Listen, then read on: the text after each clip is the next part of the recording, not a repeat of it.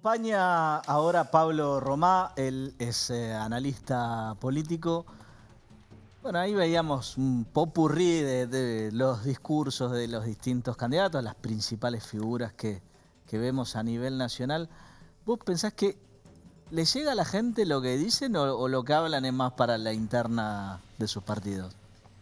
Bueno, yo creo que hay una discusión ahí en torno a, bueno, qué nivel de representación tiene cada uno de los candidatos y en ese sentido hay un diálogo hacia la sociedad en su conjunto o hacia el electorado. Y Sí. después obviamente están cruzados por la discusión interna. La discusión de Juntos es una discusión bastante intensa. Yo creo que la discusión entre Patricia Bullrich y Horacio Rodríguez Larreta tiene un cariz, digamos, de intensidad porque me parece que están representando dos líneas dentro del mismo espacio. Ujú. Patricia Bullrich con un discurso más radicalizado y Horacio Rodríguez Larreta con un discurso más de mediación, ¿no? de consenso, pero también yo creo que el problema que encuentra en el caso de Horacio Rodríguez Larreta es que la base electoral de Juntos es una base más radicalizada, ¿no? Entonces la idea de superar la grieta, de hacer los consensos, lo obliga a un lugar un poco incómodo, ¿no? Que es la idea de un acuerdo, un consenso del 70% Sí, sin el 30%. es más, me arriesgaría a decir que buena parte de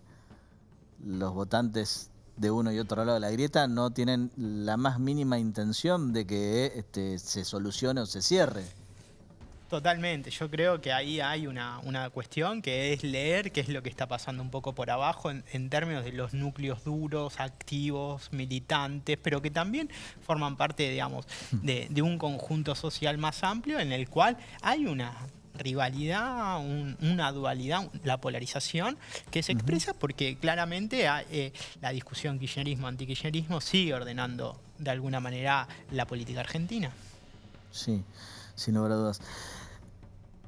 ¿Cuáles son los que vos considerás digo, según estudios que hayas hecho, los principales problemas, las principales preocupaciones de la gente, qué es lo que querrían que los políticos les digan? Bueno, un poco lo que venían charlando, vos trajiste a la discusión, el problema de la inflación, Sí, fundamental.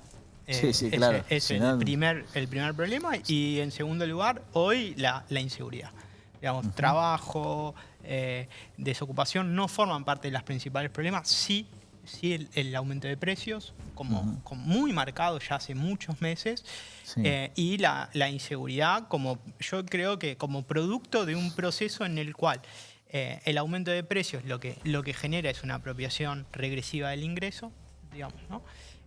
Y eso genera un proceso de ruptura de lazos sociales que, ujú, bueno, que obviamente se expresan en un contexto o en una situación de marginalidad. Hoy la pobreza, como decía Arroyo, sufre un proceso de marginalidad muy grande. No ujú, es la misma pobreza de hace 10, 15, 20 años atrás. Y sí, yo creo que ese dato es un dato que la política tiene que considerar, porque no se resuelve ese problema solamente con 2 o 3 medidas puntuales o un punto más o un punto menos del PBI. ujú, Implica pensar qué modelo de sociedad se quiere, sí, qué acuerdos básicos hay que hacer, porque pensar en una sociedad que le dé respuesta a ese problema, que es estructural, ujú. requiere, bueno, quizás afectar intereses que hoy no están dispuestos a afectar. ¿Pensás que el gobierno, primero, puede bajar la inflación y si lograra tener algún resultado mínimamente digo, que sea notorio, no sé, por lo menos que la baje el 60, considerando lo que fue el año pasado, eso impactaría positivamente en las elecciones? Desde ya, porque todos queremos que la inflación baje. Digo, más allá de que esté a Sí, sí, favor del eso gobierno es. o en contra del gobierno, Con ¿no? lo que venimos sufriendo Eh, no cabe ninguna no duda. cabe ninguna duda. El sector que más viene sufriendo este proceso es la clase media, digamos, ¿no? Donde, ¿Más que la clase baja, te parece? mira, obviamente los sectores populares sufren este proceso, Ujú, pero desde el Estado hay un proceso de contención, digamos, ¿no? claro, La clase media, para la clase media, está el sola. gobierno no tiene política. No tiene política. Y el proceso de retracción económica vía apropiación regresiva del ingreso, que es la inflación, Ujú, genera también un estado de ánimo digamos, de mucho pesimismo, de mucha incertidumbre, de expectativas negativas en términos económicos y de la situación en general. Por lo tanto, revertir esa situación, digamos, que el gobierno logre generar un cambio en esa situación, en el estado de ánimo. Y bueno, no solamente requiere de 1 o 2 puntos de baja en la inflación, requiere que el problema se resuelva realmente. Sí, sin lugar a dudas.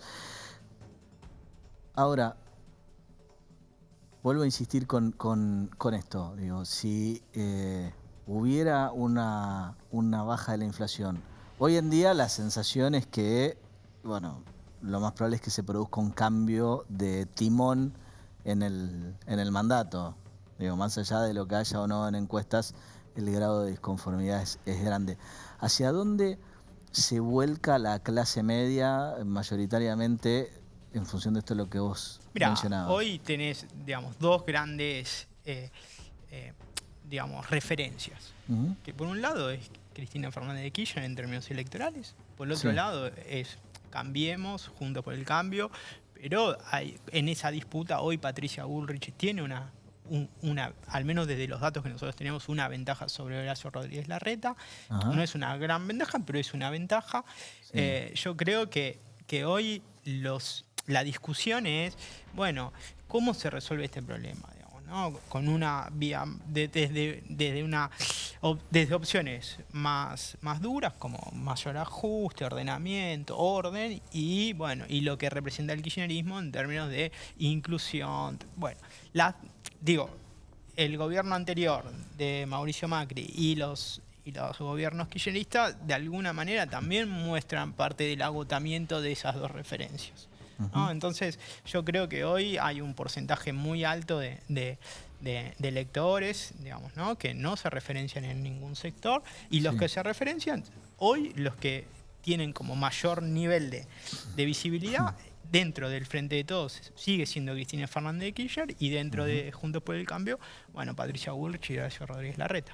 ¿Y en la provincia de Buenos Aires quiénes son los que están por ahí mejor posicionados? Bueno, en la provincia de Buenos Aires, Axel Kicillof mantiene un nivel de representación importante y dentro de Juntos, Santilli, y también hay otros dirigentes que están tratando de dar una discusión, ¿no? Ya sea Joaquín de la Torre, Iguacel, Grindetti, Ritondo, Manes, ¿no? Quizás ahí, entonces me parece que hay toda una discusión. En el caso de los libertarios sin candidato en la provincia, yo creo que es una dificultad para Milei, pero bueno, obviamente el fenómeno es Milei, digamos, ¿no?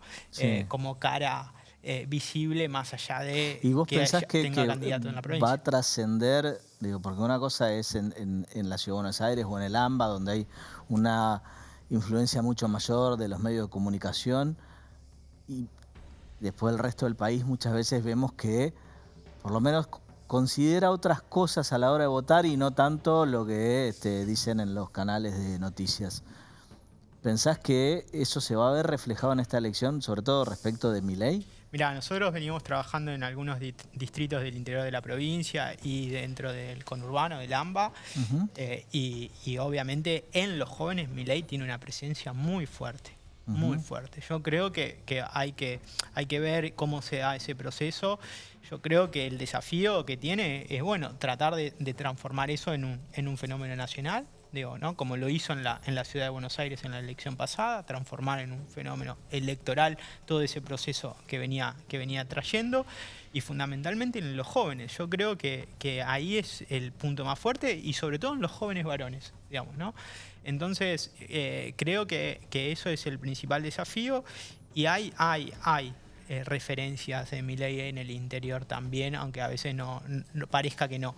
Y creo que bueno, habrá que ver en el desenvolvimiento propio del proceso electoral si logra capitalizar eso, o la discusión más posibilista, es decir, que hay un candidato de Juntos que le puede ganar al gobierno, genere que Milei pierda votos para apoyar ese proceso. El famoso voto útil que se termina volcando después de las PASO hacia los principales candidatos. Exactamente.